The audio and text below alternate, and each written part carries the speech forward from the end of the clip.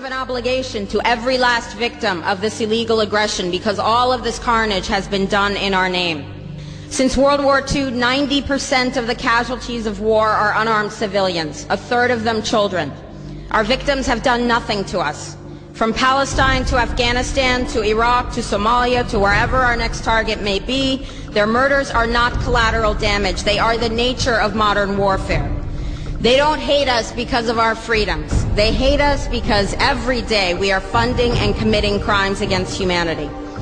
The so-called war on terror is a cover for our military aggression to gain control of the resources of Western Asia.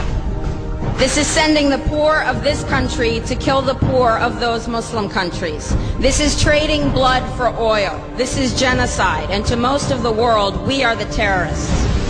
In these times, remaining silent on our responsibility to the world and its future is criminal.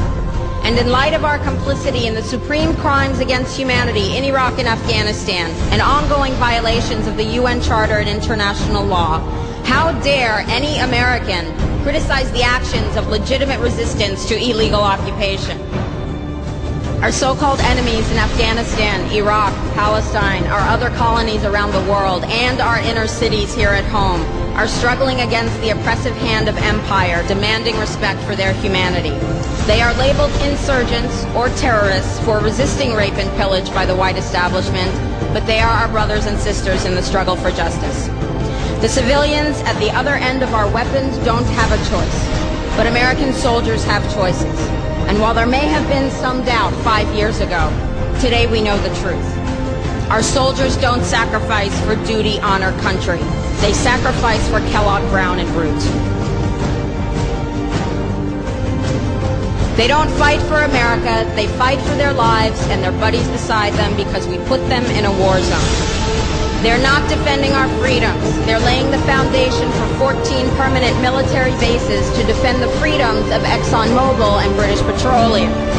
They're not establishing democracy. They're establishing the basis for an economic occupation to continue after the military occupation has ended.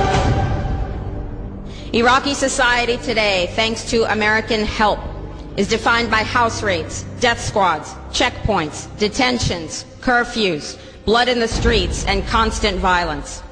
We must dare to speak out in support of the Iraqi people who resist and endure the horrific existence we brought upon them through our bloodthirsty imperial crusade.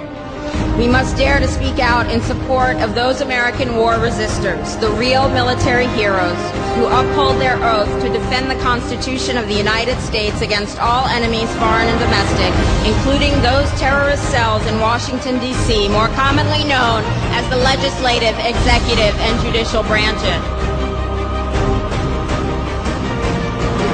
Frederick Douglass said, "Those who profess to favor freedom and yet depreciate agitation are people who want crops without plowing the ground.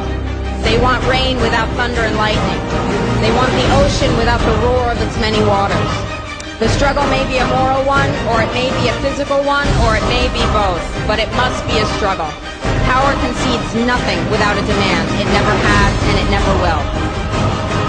Every one of us must keep demanding, keep fighting, keep thundering, keep plowing, keep speaking, keep struggling until justice is served. No justice, no peace.